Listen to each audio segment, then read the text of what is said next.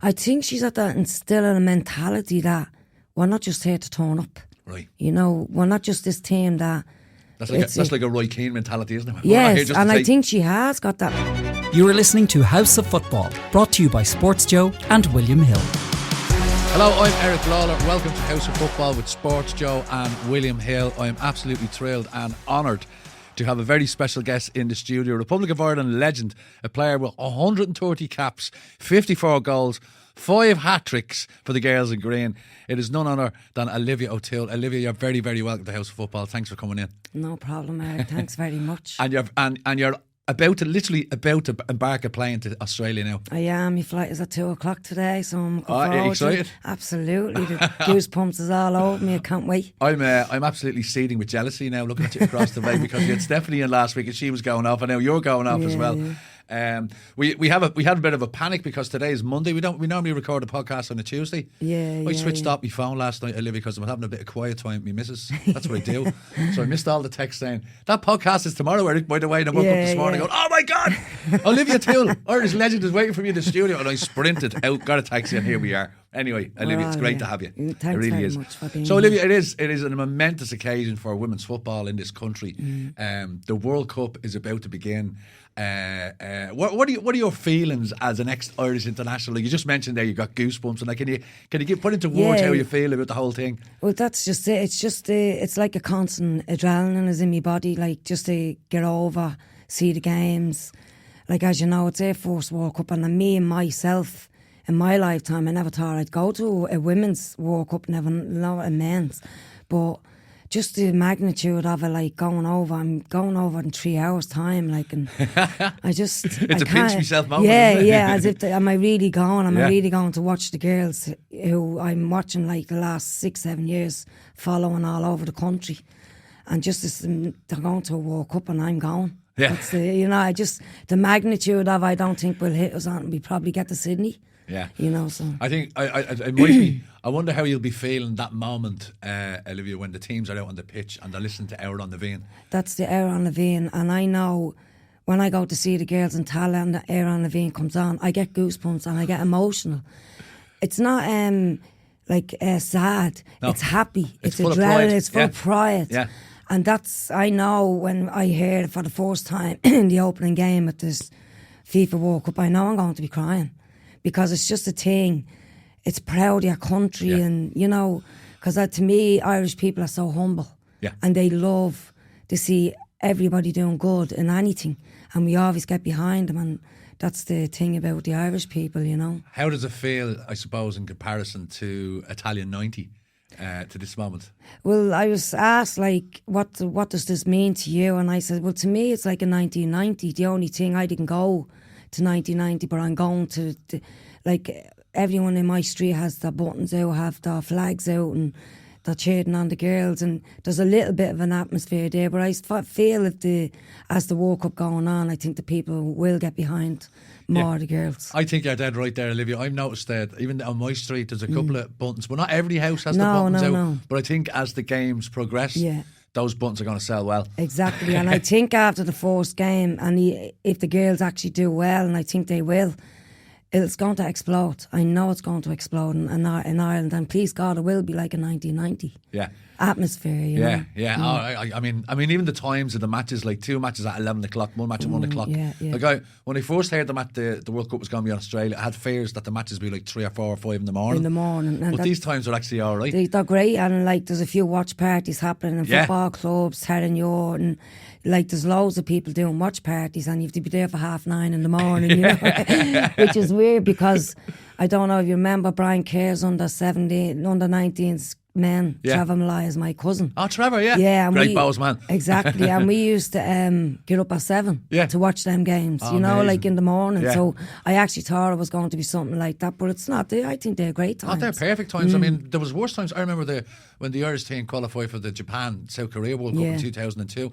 I remember sitting in the Drake Inn at Finglas at 8:30 in the morning, watching Ireland playing against Cameroon with a point in my hand. Well, that's where we were in Graz down at the Point. Yeah. All Trevor's family and all his cousins and all, and we all watched it there. Obviously no drink, it was just coffee and tea. Yeah. But the atmosphere was still the same. You say that, Olivia. The atmosphere was still the same, you know, so people need to, like, I find they will get up and they will watch and go to these watch parties, so please God, I will kick off after the first game. And you're the perfect person to speak to, Olivia, about the change in women's football in this country since when you started out to where it is now. Can you give us a sense of the differences that are there now that weren't there when you were there? Well, I'll give you one example. The girls are getting chartered planes now. We used to get 6 planes to where we had to go to, you know. You know, if we were going to Wales, we'd have to get 3 boats, you know. So we were going to England, like, but that's the difference in, and it's absolutely brilliant. Like, as I said, I was asked a question, are you bitter? I said, why would you be bitter? Because you just want to see the team doing well and blah, blah, blah. When I was with the Irish team, we had no personal assistant, we no proper physio, you know, no nutrition. Like, we just basically got up, trained, played the game, and for the love of the game and the love of playing for your country, we didn't care where we travelled. Yeah. You know what I mean? We could have travelled around the world, and it's just as long as you put on that Ireland jersey and you listen to the national anthem. That's what it meant to you. Oh my God, it's such a feeling. It's worth it, all the travelling. And as I said, I was on a podcast there the other day. I think I wore Paul McGrath's tracksuit for 10 years. No way. You know what I mean? But I didn't care. Like, I rolled the waist up 6-7 times, but to me it was an Ireland tracksuit and I was representing my country, so I didn't care what in fairness, it could be worse tracksuits to wear Paul McGrath. Exactly, he's a legend, you know what I mean? And that's the difference in when I was growing up and the girls now. Like, when we went to countries like Russia, we got 3 or 4 planes to get to this place, and Minsk in Russia, and air food wouldn't arrive, you know, for 2 or 3 days later. So you'd have to eat the local food? We'd have to eat the local food, you know, and sometimes the local food make you sick, you know, a bit of poison, you know, before a game. So you were afraid to eat as well, but the difference then and now is unbelievable. The girls are so well looked after, but it's seen in their football. Yeah, do you know what I mean? The equality pay, the chartered planes, the properly getting looked after like professionals, and the facilities and all the training. And you can see it in the performances, and this is why we're going to a World Cup. Yeah. So money does really talk. Yeah, at the end of the day. At the end of the day. Yeah. So you even bring us right back to when you started, Olivia. Just tell us, how did you even start playing football? I was 6 years of age. I remember my dad sitting me down and watching Match of the Day of a Saturday night. And I was intrigued by these men kicking a ball around. So I went out, about 2 days later, I had a ball. And that's how it started. The ball, like, literally stuck to my foot. I loved it. Yeah. The minute I kicked my first ball, and I started off with Sheriff YC Boys, 9 years of age.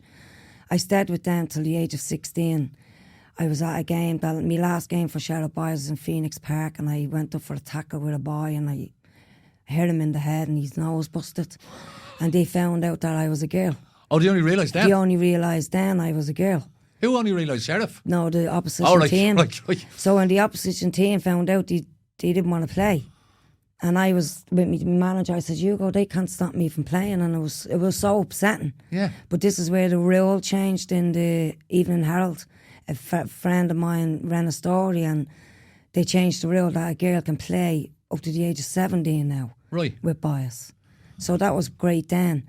But for me, people telling me that I couldn't play the sport that I loved, I was devastated. I went home to my man. I was sobbing, but in a matter of 3 months, I was gone into a girls' team because I didn't know there was any girls' teams. That's what I was going to ask you, Olivia. Were you not aware that there might be? Was there any other girls' teams? No. There was very few, maybe. Well, I wasn't aware of then, and I was 15. So a girl named Tricia Martin came down to me, a senior girl, a lot older than me, and she said, "Look at this Drumcondra ladies there across in Talca Park, Shelbourne's ground." And I went up, and these were all 21 or 22 senior women. And I was like, I can't play with these are too big. But my first game with them, it was just natural. Absolutely natural. These girls could play football, and I was gobsmacked there was some other girls that could play football like me. Did you get a lift from that? Absolutely. Yeah. And all I wanted to do was train, play. And I did. I trained and I played every single day. After school, before school, after me dinner. Your ma calling me in. Yeah, ma, be in 10 minutes. 10 hours later, just an obsession to you. Just an obsession. Yeah. And I think my passion came from that. And that's why I think I was so successful with Ireland, because I'm a winner. Yeah. I always wanted to win, even five-a-sides and training. And But even I'd say a lot of that probably stems as well. Olivia, you said like from the age of 9 up to the age of 16, you were playing with boys. So did you feel like you had to prove yourself even more to the boys? Or did the boys like, there's Olivia, she's one of ours, she's accepted into the group, or did you feel you had to play a bit harder and show your mettle? Well, I did have to play a bit hard and show me mettle, but not around the 9 years of age. I was just one of them at the time. But as I was getting older, I noticed that I was getting better on the boys that I was playing with me. That, you know, when you pick your two teams, I was always the first to be picked. Right. So I knew I was doing something right. Yeah. And they never held back. You know, and I told them to. Do not hold back. I'm one of you because I'm a girl. Yeah. And I think this is where I got my strength from, me passion for the game. You know, everything that contributes to being a footballer came from them years playing with them. Right. So tell me about your Irish breakthrough. How did like the first hint of international football come about for you, Olivia? I was playing with Raheny United at the time. I was 19 years old. No, sorry, Drumcondra Lady. I was 19 at the time. And I was asked to go out to Santry for trials for Ireland. I didn't even know Ireland existed. Wow. You know, because I was only at the joining the girls' team that I didn't think it existed. Went out to Santry and there was this 500 women, girls playing football.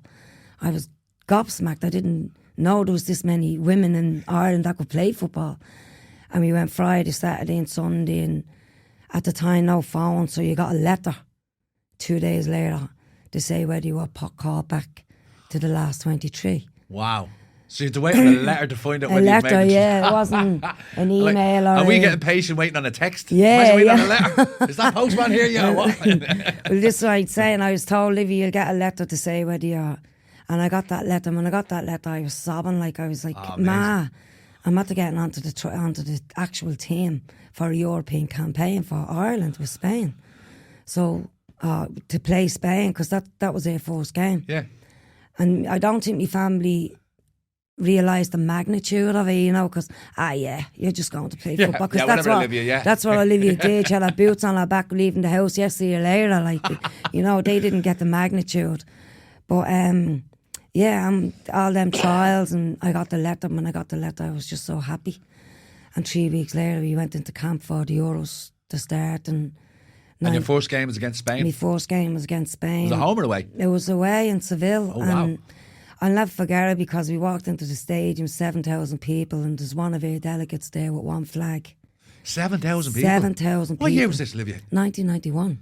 So already in Spanish women's football, there's 7,000. Oh, absolutely. Very popular. Wow. Yeah.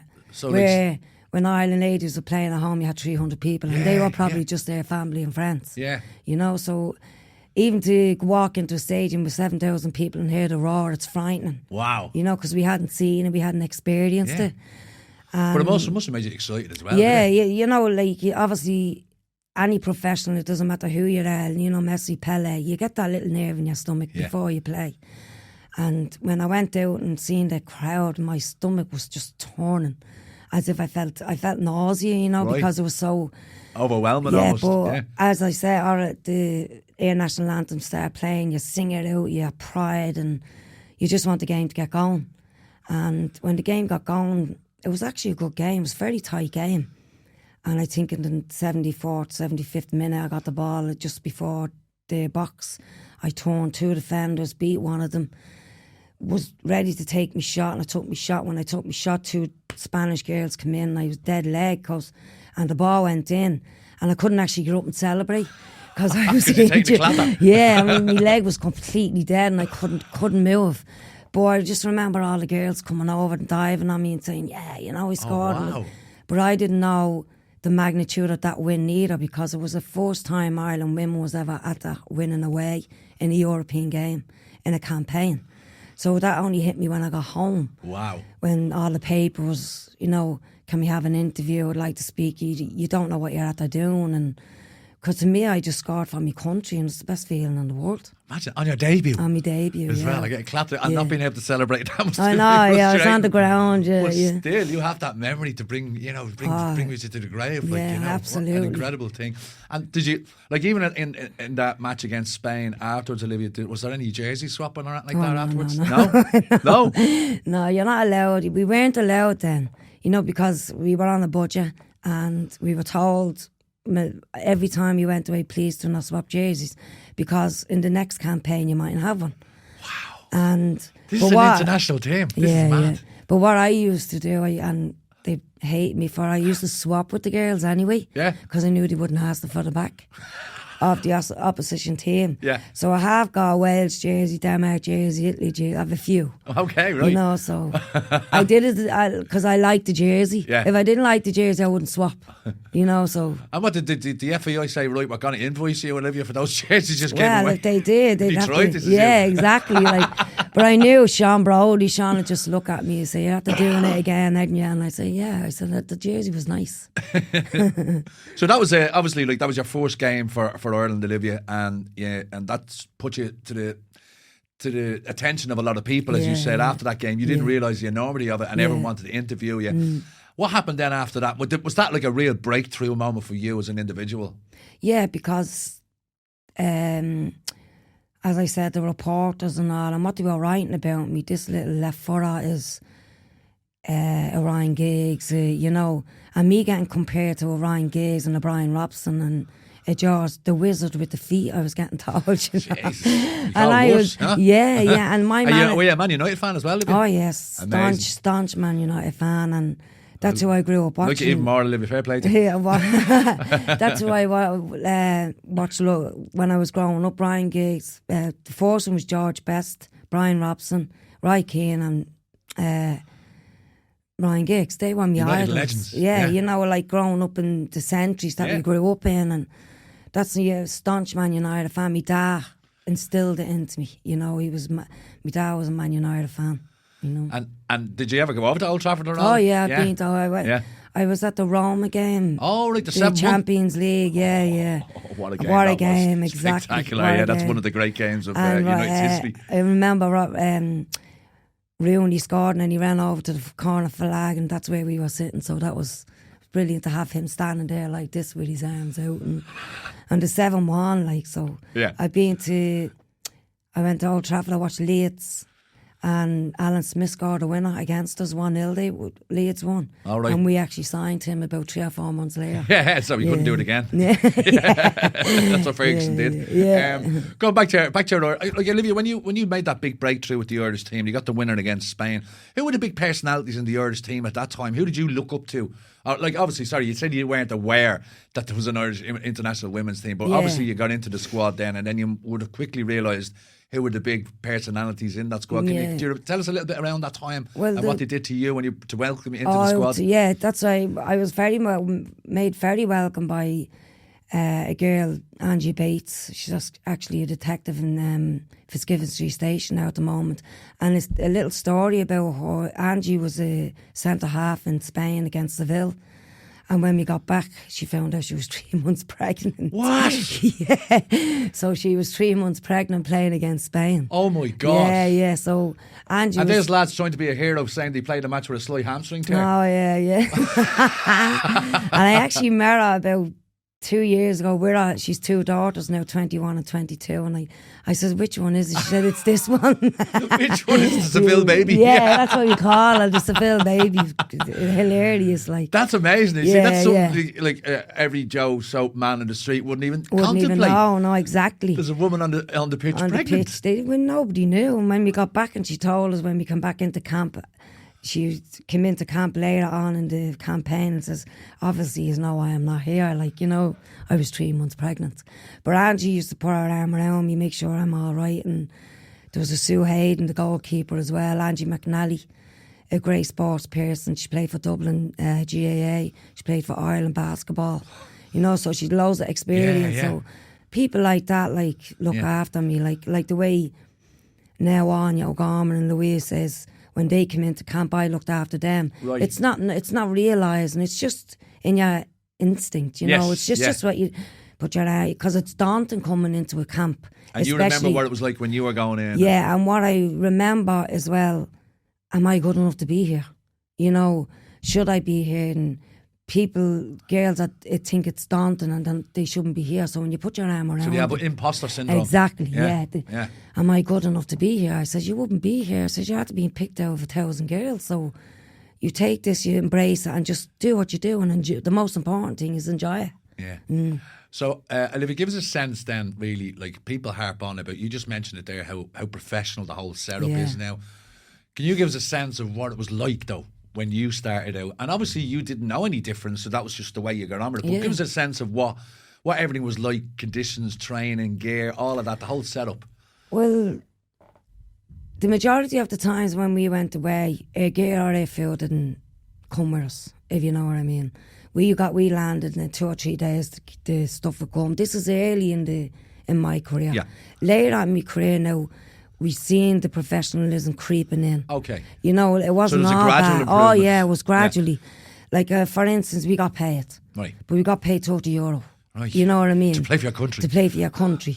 But that to us, it was like, they're respecting us now, you know. It's something. It's a symbol. It's a symbol of something going forward, you know. And then we didn't have to get the 6:30 plane out of Dublin Airport. We constantly got the early board plane, but for cheap flights. Yeah. You know what I mean? So everything wasn't bad. Like sometimes you only get 2 flights and then we'd have to get 3 flights. And for instance, like we went to Russia. I think we travelled for 3 days to get there, you know, and the travelling did kill me. I'm not a good traveller, right. But the food wise, the nutrition, we hadn't got that. But gradually, as I was with Ireland for 18, 17 years, I'd say the first 6, 7 years it was like that. But then after the 9 and 10 years, we were getting the little bonuses, we're getting paid, get a taxi out the train, and if you hadn't got a mother or father, you give the receipt, they give it back to you. Okay. You know, so little things like that. Steps of progress, yeah. Yeah, and attire became not Paul McGrath's tracksuit anymore. Olivia O'Toole's tracksuit. Yeah, they actually fitted us. They did gradually try to look after us, because they could only work off the resources they had, you know, so they did try to look after us. But did you have a sense, Olivia, even though you were new to the whole international setup and those first couple of years, did you have a sense that things should be better? And was there anyone in the squad who said, here, hang on, this is bang out of order just because we're women? Did anyone complain? Did anyone say standards need to be raised? Or yeah, like every day, I was the captain for 10 years, and every day I had a girl coming to me with a problem. Right. And the problem could have been, I've nobody to talk to, Olivia, and I feel lonely. You know, just little things that. I'm missing home. We used to go to Portugal every year, every March, for 3 weeks for the Portugal tournament. And there's girls flying in from America, England, you know, and we're all getting together. And this is when it started becoming professional, when they were able to fly people over to tournaments like that. And that's when I started saying, these are serious. Yeah. You know, we're building. But unfortunately for me, I knew I wouldn't be around for the likes of what's happening now, because I was getting old, I was retired, and you know, so when I seen the difference in, like, when I was there, we had 1 nutrition in. 1. And I think it was the end of my career. And I always remember him, he was a man. And I was like, what? I didn't know what he was talking about, because when we were finished a game, we went to McDonald's. You know what I mean? As you would, you know. And before a game, like, you looked after yourself. I looked after myself. I ate my chicken, I ate my pasta, but nobody told me what I have to eat and what I haven't to eat. I just put it upon myself, just to make sure you're ready, game ready. Yeah. And how I got. So had you done your own little bit of research? Okay, right, fair play. To get game ready for a game a week before, what you have to do, and the most important thing was rest. Right. Rest. Make sure you rest after your session, after your food. The mind, body and soul is okay, you're relaxed, you know. So I used to look after, the girls used to look after herself. Yeah. To be able to play for their country, you know. Olivia, I want to bring you back to the protest in 2017. Like, for anyone that's listening out there, can you just tell us what the background to that was and how it all happened? Well, the background to it was obviously the girls are still changing in toilets. And when I heard that, like in 2017, because we did it in 2007, I was absolutely gobsmacked because I thought it was done, dusted. So you're thinking 10 years later they're still doing Oh this? yeah, still getting changed in a toilet in an airport, you know, and getting passed down the under-21s tracksuits. And I just says to myself, I says, this has to stop. It has to stop. So I was actually speaking to Emma Bourne before she went on to a press conference. She was a bit nervous, as you do. Yeah. And I said, Emma, just go on, just tell them what we went through and what the girls expect for the future. And when she started speaking about what we've had enough, we're under protest playing for our country. And I says, well done, because it's long overdue. And I feel if they did it 5 or 6 years ago prior to 2007, imagine where we could have been. We could be. We could have went to a few European championships and probably maybe 1 or 2 World Cups. We don't know. But to me, personally, I think if it had been done before, we'd have been in European championships, everything being okay. They'd have been getting their charter planes, they'd be getting equal pay. But it only came out in 2017 because of the tracksuit thing. And it was long overdue coming out, and look at the repercussions because it did come out. We're going to a World Cup. That's what I was going to say to you. So did you as a squad and as an Irish footballing legend see a visible change in the way things were done after that? Absolutely, Yeah. absolutely. Like what things started to improve quickly, like in your The opinion? FAI was more interacted with the girls and asked the girls what do they want, and exactly like people ask delegates what do you think the girls want. Go to the source, and the source is the girls who's playing. And they're the only ones that let you know this is what we need to achieve our goal. This is what we need to accomplish where we want to go. And this is what we need for everybody to be comfortable, not worry about annual leave our work. Because annual leave our work it's a burden to get. Like when I was playing, my roommate, Sharon, Dublin City Council were very good to me. They didn't take annual leave, but my roommate had to. So there was a conflict of interest, you know. So all this changed after the 17, and it was long overdue. And Emma, I was speaking to after the press conference, I said, how would you feel? She said, well, just after the press conference, the PA officer who looks after the players, straight away equal pay. Wow. You know what I mean? So straight away. Straight away, things start changing straight away. And as you say then, Olivia, if that had been done earlier, we might have qualified for a couple of tournaments. A couple of tournaments, yeah. That's neither here nor there, I suppose. Now we have now finally gotten across the line to the biggest football tournament in the world, the Women's World Cup. I think everyone is really excited. If you could just even look at our group, I suppose, Olivia, first games against the hosts, Australia, in front of 81,500 people. Like, that's going to be like. For anyone, even if Olivia, you are still playing for Ireland, with all your vast experience, that's going to be daunting for anyone to walk out in that cauldron. Exactly. Like, I mean, it's going to be daunting. The girls are going to be going, wow. But I know the minute our national anthem's over, the girls are going to be 100% focused. Switched on straight away. Because I know how they work. Do you know what I mean? Yeah.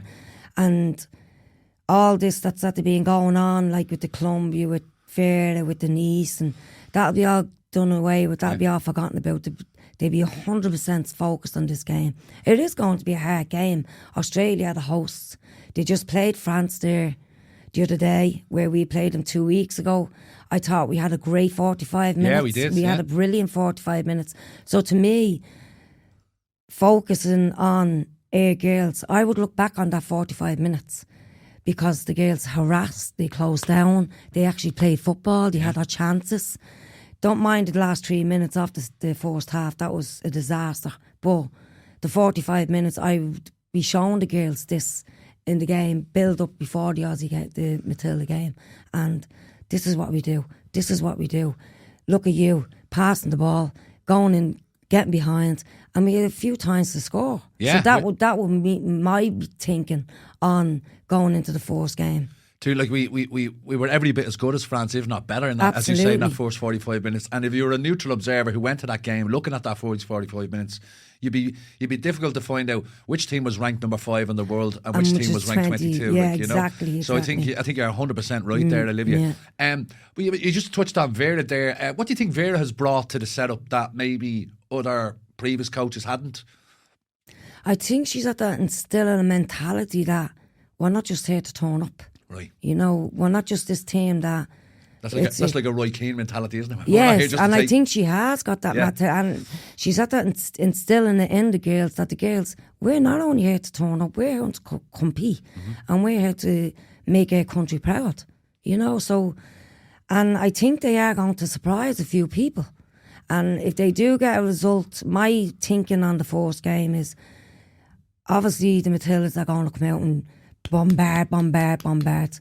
But I think if our girls hold out for the first 10, 15 minutes, we could snatch a win, at least a draw. Yeah. And as you say, like, it's the Matildas are going out and playing in front of their home crowd. They're going to feel a lot of pressure in that first game. Absolutely. And they probably could have picked an easier game against than the Irish in the first game kind of thing, like, So, yeah, we could use that to our advantage. Exactly. If we keep the crowd quiet for 10, 15, 20 minutes, they'll start getting a little bit antsy. And this is what I'm saying. And the girls, as the game goes, 10, 15 minutes, the girls are growing... in confidence, like we're at the holding them. Now we play airway. Yeah. Why not? Yeah. We're not here just to be a part, we're here to compete. Who are the key figures for Ireland?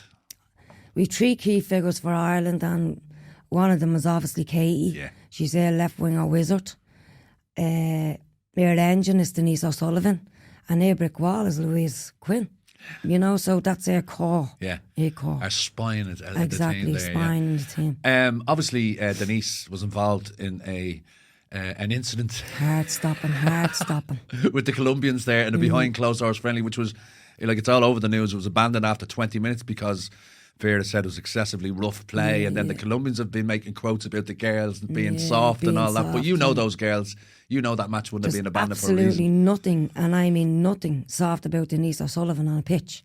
Denise O'Sullivan is the equivalent of Roy Keane for us. Yeah. And I know when Denise gets hit, it has to be hard because she does not go down. So when I seen... In fact, she was brought to hospital as well. She was actually carted off in an ambulance, and when I heard this, I said, she has to be back because Denise doesn't go down. And then when I seen the video and I seen the stills, it's a terrible tackle, an awful tackle. And people are talking about the tackle going in on her foot, but they're not talking about the elbow going in after her. Right. So... Right. And I've looked at Twitter and people have an opinion, and I think they should just... keep to themselves. Yes, keep to yourself. You don't know what you're talking about. This is a girl that does not go down. Yeah. She is strength She's and hard strength as nails. and strength. Yeah. She's the core of the Irish ladies team in the middle. And when I seen her going down, I said, this is bad. But please God, now, bit of good news this morning, the boot is that they're coming off and she's starting light training. So, do you think that like an incident like that, Olivia, could galvanise the squad, could bring them closer together and, have that siege mentality maybe? Well, the first person that came into my head who has that mentality, who looks after our players, is Katie McCabe. Right. And I know for a fact Katie would have been standing over Denise and making sure she was okay. Yeah. And making sure nobody was hassling on, because obviously the game, I'm just surmising, got a bit heated. Yeah. So... And as Vera said there, she was very proud of her players for holding herself. And I know she's talking about Katie because she will stand up to anybody for her team. Yeah. So she's their captain and she makes sure their team is looked after. She's as you mentioned Katie there, I've said it before, I love Katie McCabe and what she brings to the international setup. I love her passion, I love everything about just her. the look in her eyes, the determination, she just looks so focused and almost borderline angry. You're I wouldn't get on the wrong side of her. Exactly, you know it'd what be I mean? fair to approach her, but it's not, it's just the passion, the will and wanting to win and wanting to do good for our country. I know exactly where she's coming from. Yeah. So if we get a result, what to you is obviously a win would be a great result, but what to you would be a great thing for the first match against Australia? A good performance, but maybe a narrow defeat or a draw, or like how are you approaching that game? A good performance is key. For the simple reason is the other two teams will see this performance, and make sure that let them think, keep them thinking and.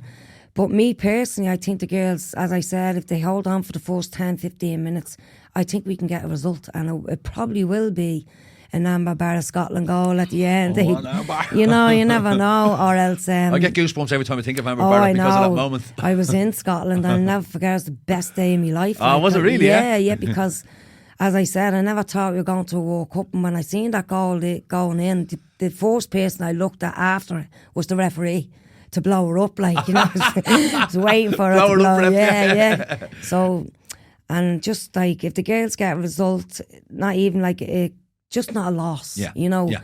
But it can be a loss, but not a 3 or 4-0. You know, a demoralising loss. A demoralising, a tight loss. You know, or hard luck girls. You didn't deserve something to that. Build on. Exactly, something to come away from to go into the Nigerian game. Yeah. And okay, so Olivia, I know we're pressed for time there because you're about to go to Australia, and I'm very, very jealous. But could you give us an overall prediction? Who do you think is going to win the World Cup? Oh, I think I am going to say Australia, only because they're on the home side, and they are actually playing well. Like they've beaten England, they've beaten France, and they're a very good team. Yeah. And they have like world-class players, Caitlin Ford, Alana Kennedy, you know, there's Sam Kerr. Mary Fowler, you know, she's only a child, and I think she's actually going to light up the World Cup this World Cup. But my prediction would be obviously Australia, Ireland to go through, but it's going to be very hard. Okay, and what about overall? Overall, I think Australia will win it, USA, Spain, Germany, and I'm going to say nobody's speaking about Italy. Italy women, yeah. Okay. I've just been watching them, they're very good players. Yeah. Okay. And right, I've been told to ask you one more question. Yeah. You crossed paths with Katie Taylor as a player. I played football with Ireland, yeah. Like, did you ever see once in your training with Katie Taylor, playing with Katie Taylor, that she become this massive international global superstar? Yeah, I absolutely knew. Really? Yes, Katie was on, as I told you earlier, on a Portugal trip with us. She was there for 3 weeks. She was up every morning at 5:30 in the morning to do her boxing training, then did our training, then after her training she did her own training. And I was speaking to her, I said, what is your ambition? She said, I'm going to be an Olympic champion. Wow. And she told me that at least 13 years ago. Wow. And if you look up Ireland ladies against Italy away to Italy in Turin, she scored the best goal in Ireland ever. 38 yard screamer. I did see it, actually. Yeah. I did see it. It was an absolute belter of a goal. I was there. I was at that game. I was a sub at the time. That's incredible, though. That you saw that already. That single-minded focus. Oh, absolutely. She's phenomenal. Yeah. Absolutely phenomenal. Amazing. And I'm so glad that all this is happening to her. And I think in Ireland she needs to be more recognised, because if she was a man, it'd be more like to be a statue on O'Connell Street, you know. So I think the people of the Ireland, the government, their politicians, you need to wrap her up in cotton wool. She is a saint-like figure. Absolutely, she really is an inspiration to young girls and men and women all over the country. Olivia O'Toole, it's been an absolute honour speaking to you ahead of this historic occasion that is the Women's World Cup and Ireland's first appearance at it. Very jealous of you going down to Australia. Olivia, stay in touch, and we'd love to get you back on the podcast again very soon. I will do, Eric. It's an absolute pleasure being here this morning, and thanks very much. No problem at all. Thank you. That was episode 17 of House of Football with Sports Joe and William Hill. I'm Eric Lalor. Tune in, subscribe, share, tell all your mates. We'll be back again next week with more things football. You've been listening to House of Football, brought to you by Sports Joe and William Hill.